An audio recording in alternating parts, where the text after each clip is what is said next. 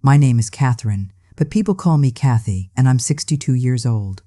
Imagine spending your entire life working 2 jobs, saving every penny, and finally buying the house of your dreams, only for your own son to look you in the eye and say, "Mom, don't you think you're overstaying your welcome?"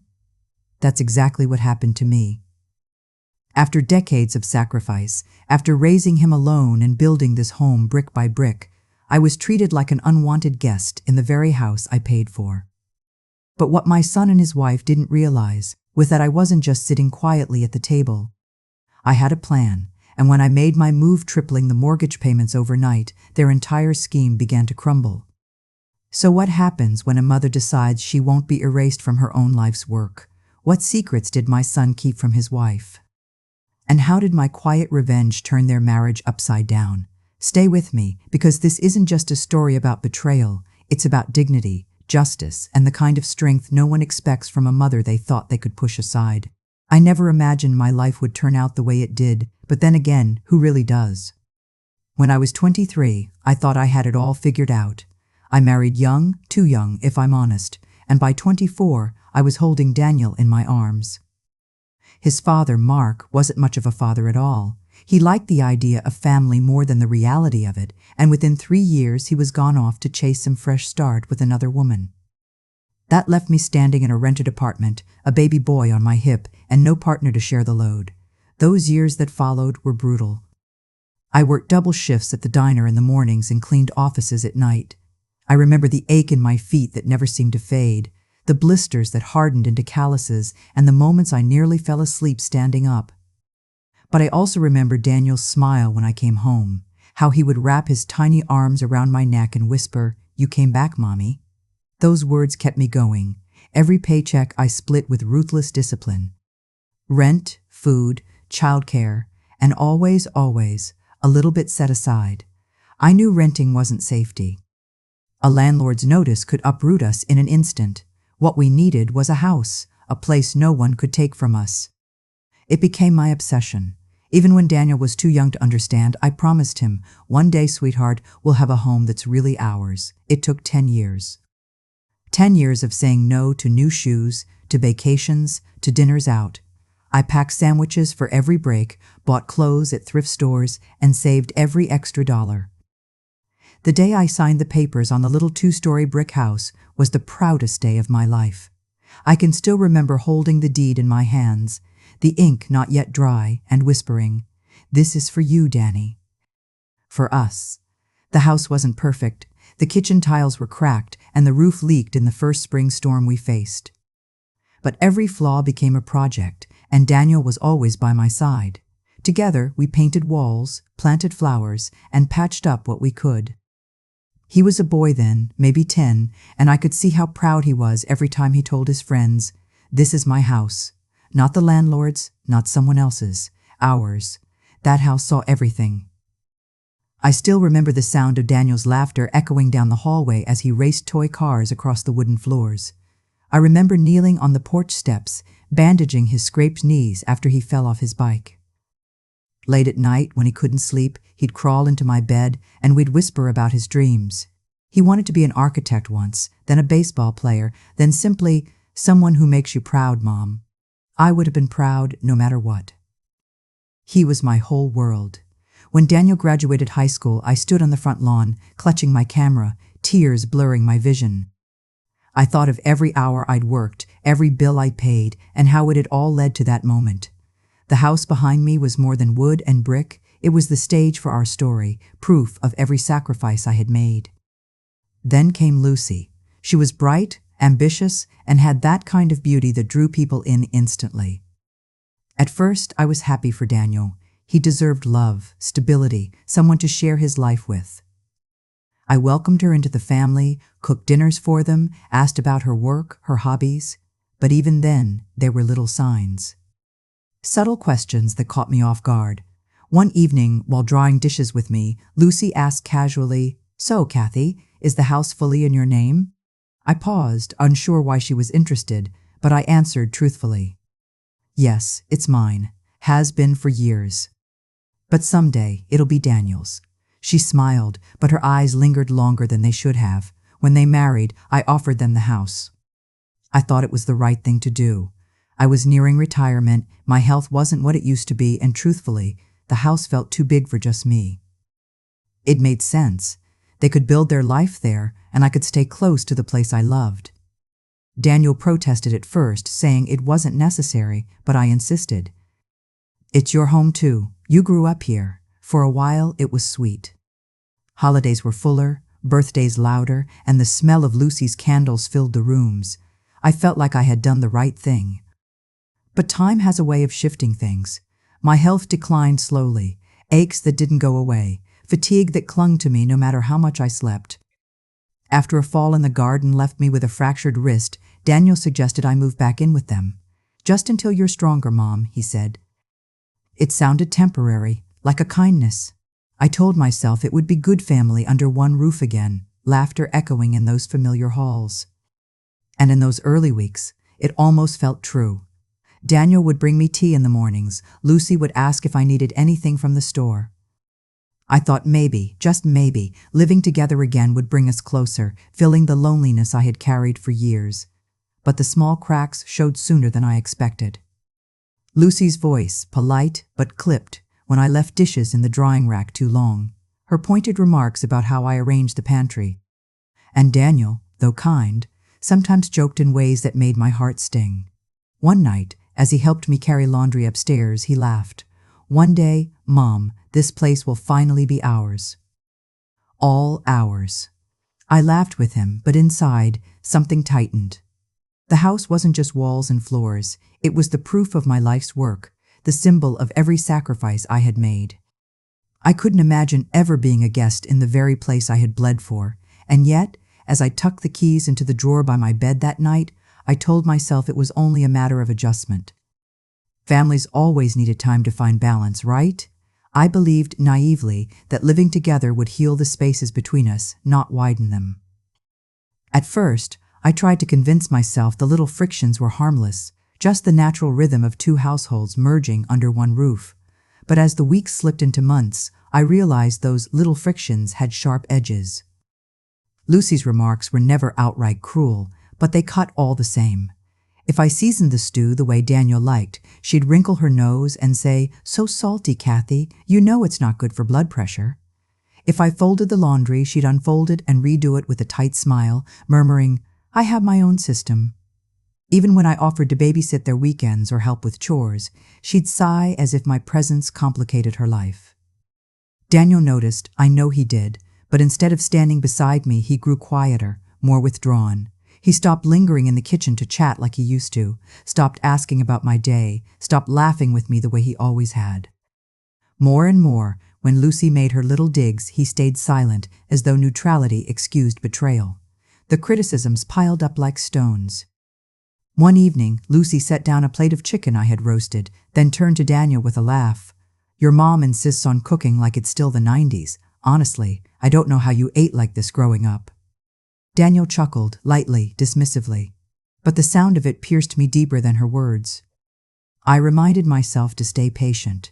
This was their home too now, and I didn't want to be the wedge that split them. But patience stretched thin. The breaking point came on an ordinary Thursday.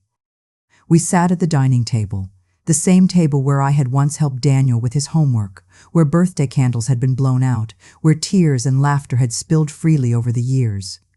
The meal was quiet, tension thick as steam rising from the food. Daniel put down his fork, cleared his throat, and without looking me fully in the eye said, "Mom, don't you think you're overstaying your welcome?" The word slammed into me with the force of a hurricane. Overstaying my welcome? This house, the bricks, the paint, the very table under his elbows, had been carved from my sacrifices. How could my son, my own flesh and blood, frame me as an intruder in the home I built? I felt every gaze at the table on me. Lucy didn't speak, but her lips curved with quiet satisfaction. Daniel busied himself with his plate, as though dropping a bomb and returning to dinner was the most natural thing in the world. Heat surged into my chest, humiliation and disbelief mixing until I thought I might burst. My throat burned with words I couldn't form, words that would have been too sharp, too desperate. Instead, I slipped my hand into the pocket of my cardigan, fingers wrapping around the cool, familiar weight of my house keys. Those keys were more than metal, they were proof. Proof of the years I had worked when my body screamed for rest. Proof of the nights I skipped meals so Daniel could have seconds. Proof of every mortgage payment I made, alone, steady as the ticking of a clock. I squeezed them until the edges dug into my skin, grounding myself in their truth. My son might forget, his wife might smirk, but I knew. These walls had my blood in them. I pushed back from the table silently, the legs of the chair scraping against the floor with finality. My heart pounded, hot tears blurring my vision, but I would not give them the satisfaction of seeing me break. Without a word, I walked to my room, every step echoing a vow inside me. They think I'm a guest. They think I can be dismissed. But this is my house, and I will remind them. That night, after Daniel's words rattled through me like stones in a tin can, I sat on the edge of my bed and stared at the drawer where I kept my papers. For years, I hadn't needed to look at them. Everything was routine payments made on time, documents filed neatly. But now, with humiliation burning like acid in my chest, I pulled the drawer open and began to dig. The folders were thick with history. Old mortgage contracts, stamped and signed. Bank slips, yellowed at the edges but still crisp enough to remind me of every deposit I had scraped together. Deed copies, bearing my name bold and unshakable, Catherine Miller. My hands trembled as I spread them across the quilt, the proof of my life's labor laid bare before me. I ran my fingers over the ink, remembering the nights I had come home after 12 hours on my feet, too tired to eat but determined to write the next check. I thought of the meals I skipped so Daniel could have seconds, the dresses I returned to the rack because shoes for him mattered more. Every paper was soaked in sacrifice. Flashes of memory came uninvited. Daniel asleep in the booth of the diner while I wiped tables at midnight. Me sneaking instant noodles for dinner while he devoured a proper plate of spaghetti. The look on his face the first Christmas we decorated the house, his eyes wide with wonder. Those papers weren't just documents, they were my heartbeat pressed into ink. And yet my own son had dared to treat me like a squatter. I gathered the papers back into their folder, tucking them carefully into the drawer. The weight of them steadied me. I had proof. And proof mattered. The next morning, as I walked down the hallway toward the kitchen, voices carried softly through the half-open door. I paused, hidden in the shadow, as Lucy's tone drifted toward me, low but distinct. "Once the mortgage clears," she was saying, "we'll finally have it all to ourselves." My stomach tightened. Daniel muttered something I couldn't catch, but Lucy's reply was sharp, clipped with impatience. "She can't live here forever, Dan. We need space for our lives, for our future." I clutched the wall, breath caught in my throat. So it wasn't just carelessness or friction. Lucy was waiting, counting down until I was out of the picture. She wanted the house, my house. The quiet fury that settled over me was like ice, sharp and unyielding. I had thought maybe her remarks were just habit, maybe Daniel's silence was exhaustion. But no, Lucy was deliberate, and Daniel was letting it happen. I straightened my back and walked deliberately into the kitchen. Their voices stopped instantly. Lucy forced a smile. Daniel looked at his plate. I said nothing. Just poured myself tea, let the silence sit heavy, and left again. But inside, the vow hardened. Later that week, I went to the bank. The smell of polished wood and paper filled the air, the clerk's polite smile barely concealing the shuffle of routine. I handed over my identification and asked to review the account. She clicked through her computer, then printed a summary for me. "Yes, Mrs. Miller," she said, her voice pleasant. "You are still the primary payer of the mortgage. Payments have been consistent, impressive actually, only a few years left if you maintain your schedule." Her words rang like music. Still the primary payer, still mine. I folded the papers into my purse, thanking her, though my voice was tight. Walking out into the crisp air, I felt taller somehow. They thought I was irrelevant. They thought I was a burden. But in black and white, my name still stood as the backbone of that home. On the bus ride back, memories tangled with the rhythm of the road. Nights when I had carried Daniel upstairs, too tired to walk after falling asleep in the car. Mornings when I laced up my shoes, already sore, determined to get through another shift because missing a payment wasn't an option. My life was carved into that house, and I refused to let anyone erase me from it. When I stepped back into the house that afternoon, Lucy barely glanced up from her phone. Daniel muttered a hello without meeting my eyes. Neither of them knew I had just armed myself with proof, real, undeniable proof that everything they enjoyed came from me. Quiet fury hummed beneath my calm exterior. They might have stripped me of comfort, of respect, even of laughter at the dinner table. But they could not strip me of my work, my claim, my dignity. I pressed my hand into my pocket, brushing against the keys. The metal felt warm now, no longer heavy, but strong. A reminder, I had built this life, and I was not done fighting for it. I didn't confront them right away. Instead, I carried the truth in silence, waiting for the moment it would matter most. It came one evening over coffee when Daniel sat across from me in the kitchen, scrolling absently on his phone. "Danny," I said softly, using the nickname I hadn't in years. He glanced up, distracted. "You know I'm still paying the mortgage, don't you?" His head snapped up, eyes wide.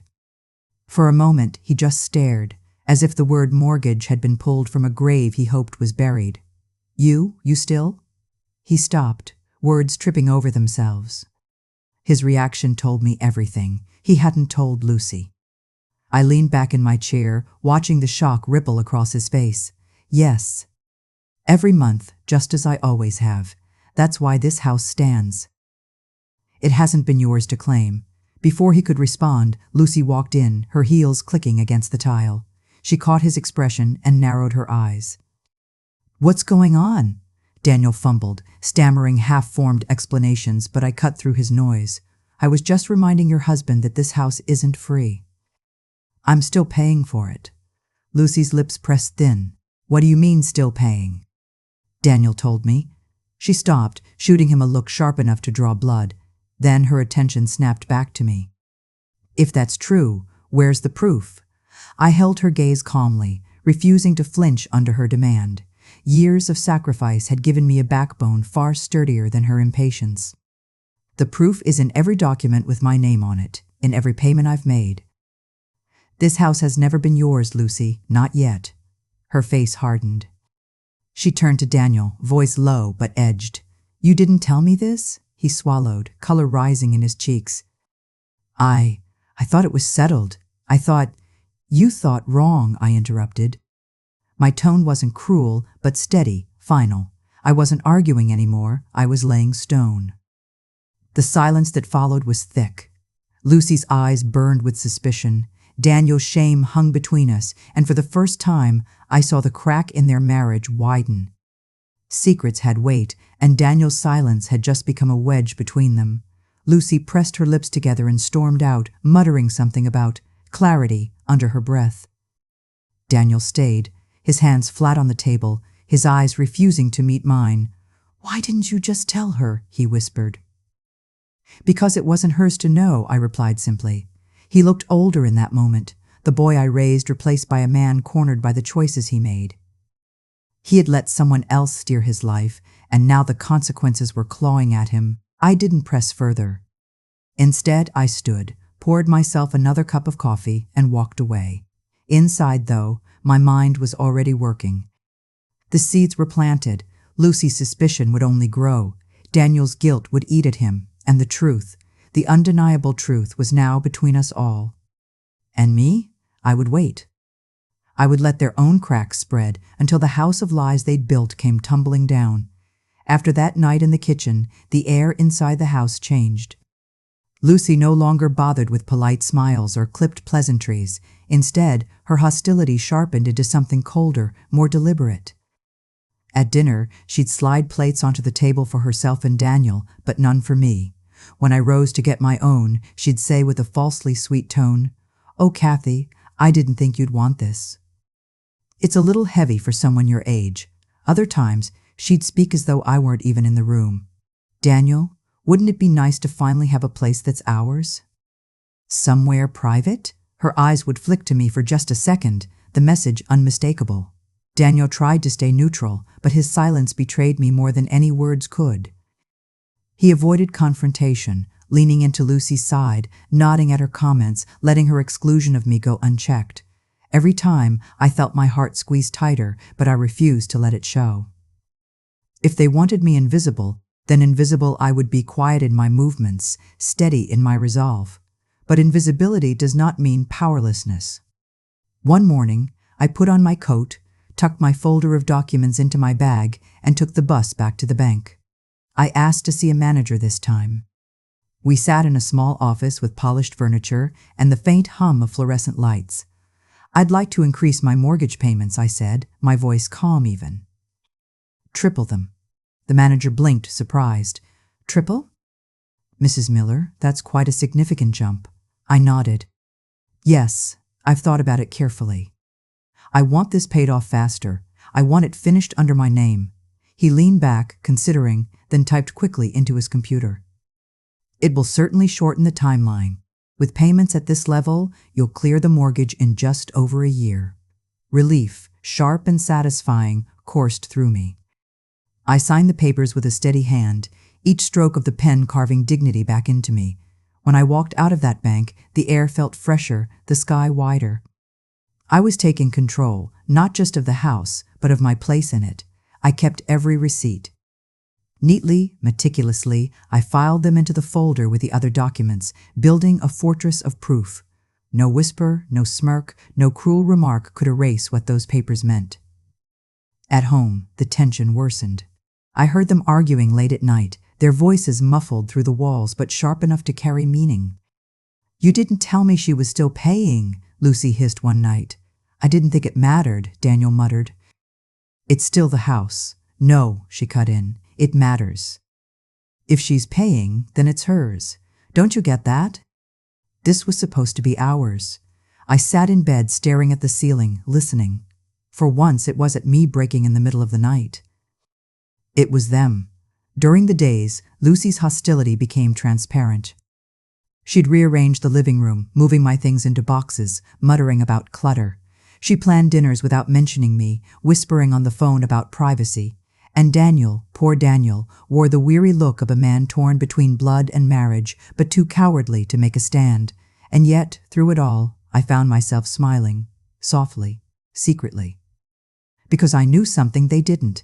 The end of the mortgage was barreling closer, faster than they realized, and every cent was mine. One evening, Lucy caught me reading at the dining table and said, her voice dripping with condescension, "You know, Cathy, maybe you'd be more comfortable in a senior living community. They're wonderful these days, full of people your age." I looked up from my book, met her eyes, and simply smiled. "I'll keep that in mind." She frowned, thrown off by my composure. Inside, though, I felt my dignity returning piece by piece. For the first time in months, I didn't feel like a burden. I felt powerful. Quiet, steady, undeniable. Because soon enough, I would have more than memories and promises in my pocket. I would have the deed, cleared and final. And then no one, not even my own son's wife, could pretend I didn't belong. It began with slamming cupboard doors. Lucy's anger always announced itself before her words did. I sat at the dining table, reading the morning paper, pretending not to notice the storm brewing in the kitchen. But soon enough, she appeared, arms crossed, eyes narrowed into thin blades of disdain. "Why are you meddling in our house?" she snapped. "Our house." The phrase burned in my ears. I laid the paper down gently, smoothing the edges, giving myself a heartbeat before answering. "Excuse me?" I asked, my voice steady. "Don't play dumb, Cathy," she hissed. The bank called. They said the mortgage payment was tripled. "You went behind our backs. You think you can control us with your money?" Daniel shuffled in behind her, rubbing his temples, looking tired, trapped. He didn't speak, not yet. He let his wife spit venom into the air, as if silence made him invisible. And something inside me snapped. I rose from my chair, slow and deliberate, my knees stiff but my resolve sharp. I'd been patient, quiet, invisible long enough. "This house was mine before you ever stepped inside," I said, my voice rising with each word. I worked 2 jobs, skipped meals, walked home in the rain so my son could have a roof over his head. I paid for it. I still pay for it.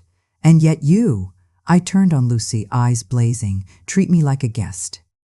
Like an inconvenience, when I am the reason you have 4 walls to scheme inside. The room went silent, thick with the weight of my fury. Lucy's face flushed red, her lips twitching like she had more to say, but for once she was speechless. Daniel's eyes darted between us, guilt carved deep into his features. "Mom," he began weakly, "don't. Mom me, Daniel." My voice cracked with both pain and power. "You stood there and let her make me small. You let her tell me I was overstaying my welcome in the very house I bled to buy. You forgot what I gave up for you." His shoulders slumped. He opened his mouth, then closed it again, shame pulling at him like an anchor. Lucy, finally regaining her tongue, scoffed. "So what? You paid for it once. Daniel and I are building a life here now. You can't cling to the past forever." I laughed, low, bitter, almost a growl. "The past? Oh, Lucy, you don't know the half of it." I walked to the cabinet, pulled out my folder, and laid it on the table. Receipts, contracts, deeds, my arsenal of truth. I flipped the deed to the top, my finger pressing firmly on the page. "See this?" I said, eyes locking with hers. "Years ago, I added Daniel's name to the deed. I wanted him to have security, to know this place would always be his home." Daniel blinked, stunned. You did?" "Yes," I said firmly, "but I kept myself as primary. I wanted to protect him, and myself. And do you know what tripling the mortgage payments means, Lucy?" Her mouth tightened. "What?" "It means I'll pay this off completely under my name before you ever get your hands on it. Which means if this marriage fails, and don't kid yourself, it's already cracking, you can't touch it. Not a brick, not a floorboard. Not a single blade of grass in that yard will ever be yours." The color drained from her face. For the first time, her confidence faltered. She looked at Daniel, panic flickering in her eyes, but he wouldn't meet her gaze. "You knew?" she demanded. He shook his head, voice trembling. "No. I didn't. I thought it was already ours." I turned to him, softer now, though anger still burned in my chest. "And that's your shame, Daniel, not knowing. Not asking. Letting her fill your head with greed instead of remembering who gave you everything." He sank into a chair, burying his face in his hands. His shoulders shook, and when he looked up, his eyes were wet. I let her make me believe you were in the way. I forgot all those nights you stayed up when I was sick, the times you worked doubles just so I could go to camp. God, Mom, I forgot." Tears pricked at my own eyes, but I held them back. I had to. Lucy, furious at her plan unraveling, slammed her hands on the table. "This isn't fair. You're manipulating him, using money to control everything." I leaned forward, my voice sharp as glass. "No, Lucy. This isn't about money. This is about sacrifice. About respect, something you never gave me. I won't be erased from the life I built, not by you." Her mouth opened, then closed. Her face twisted in rage, but there were no words left to weaponize. She grabbed her coat from the chair, muttering curses under her breath. Daniel reached for her arm. "Lucy, wait." She yanked away. "No, you figure this out with your mother. I'm done." And just like that, she stormed out, the front door slamming hard enough to rattle the windows. Silence fell. Only the sound of Daniel's quiet sobs filled the room. I sank back into my chair, exhausted but unbroken. The truth was out. The fight was no longer hidden in whispers or backhanded comments. For the first time in months, I felt the weight of those keys in my pocket, not as a burden, but as proof. Proof that I belonged, that my sacrifices still mattered, that no one could take away what I had earned. And though the house was quieter now, emptier without her voice filling it with venom, it finally felt like home again. The house was quieter after Lucy left. At first, the silence felt like a wound, an echo of slammed doors and sharp words, but slowly it became something gentler, a space to breathe. A chance for healing. Daniel lingered in that silence. For days he moved around the house like a man walking through smoke, his face clouded with guilt. Sometimes I caught him staring at the framed photos on the wall, him, as a boy with missing teeth, the two of us at the beach with sandy feet, the proud grin when he graduated high school. He would shake his head as if he couldn't believe how far he'd let himself drift from me. One evening, as I sat knitting by the fireplace, he finally spoke. "Mom," he said, his voice low, almost broken, "I'm so sorry." I set my needles down. "For what, Daniel? For all of it. For not standing up for you. For forgetting what you've done for me. For letting Lucy convince me you didn't belong here. God, I called it our house like you were just visiting. I betrayed you." His eyes shone with tears, and the boy I'd raised peeked through the man he had become. I reached across the table and placed my hand over his. "Daniel, I forgave you the moment I saw the truth in your face, but listen to me carefully. Love doesn't excuse everything. Respect must be earned every day. You can't give it to someone else and take it from me." "Not anymore." He nodded, swallowing hard. "I know. I'll do better." Not long after, papers arrived. Lucy had filed for separation. She hadn't even called him, just sent the legal notice. Without the promise of ownership or financial security, her mask slipped. Whatever love she claimed to have had for him couldn't survive without leverage. Daniel took the news with a strange mixture of sorrow and relief. "She wanted the house more than she wanted me," he admitted. "I just didn't want to see it." In the weeks that followed, we began to stitch our bond back together. It wasn't grand gestures, it was small things. Daniel cooking dinner and setting a plate for me without being asked, sitting on the porch with cups of tea, talking about nothing and everything. He asked questions about my past stories he'd never cared to know before. He listened, really listened, as I told him about the nights I cried over bills, the years I went without so he could have new sneakers, the day I signed the mortgage papers with shaking hands and a heart full of hope. Sometimes he cried, sometimes I did. But always, we stayed at the table until the talking was done. The house itself seemed to change with us. The tension that once hung in the air gave way to laughter again, tentative at first, then freer. We opened windows, let the fresh air sweep away the bitterness. I planted flowers by the front step, and Daniel mowed the lawn with a kind of quiet pride I hadn't seen since he was a boy, helping me rake leaves.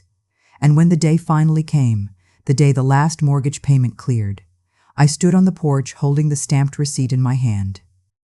Paid in full, under my name. The paper trembled between my fingers, but my heart felt steady. Daniel came to stand beside me. "You did it," he said softly. "No," I corrected, smiling through tears. "We did it, you and I, Daniel. Through every fight, every loss, every hard year, we did it."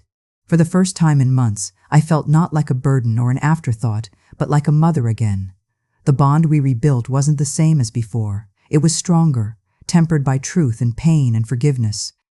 The house was still the same structure it had always been, bricks, wood, glass. But to me, it was so much more. It was my proof. My resilience, my dignity. Every wall held a story. Every floorboard remembered the weight of sacrifice. And now, with the past settled and the future open, it wasn't just my home anymore. It was ours again. My name is Catherine, but most call me Cathy. And if there's one thing my story has taught me, it's this. Family isn't about living under the same roof. It's about respect within it. For years, I believed sacrifice alone would be enough, that the meals skipped, the double shifts, the nights I cried into my pillow while Daniel slept in peace would somehow guarantee me a place of honor in his life. But life doesn't hand out guarantees, not even between mother and son. When he told me I was overstaying my welcome in the very house I built for him, I felt something inside me shatter. Yet, it was also the moment I chose to rise. Those old house keys that used to weigh heavy in my pocket, reminders of bills, debts, and endless responsibility, became something new.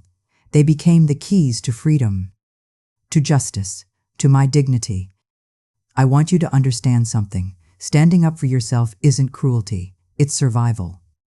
It's teaching the people around you how to treat you, and sometimes the hardest people to teach are the ones you love most. I got my respect back. Not by yelling, not by fighting, but by reminding everyone, including myself, that my worth was never up for debate. Now I ask you, what would you have done if your own child told you to leave the home you built with your bare hands? Share your thoughts below and don't forget to subscribe for more stories like mine.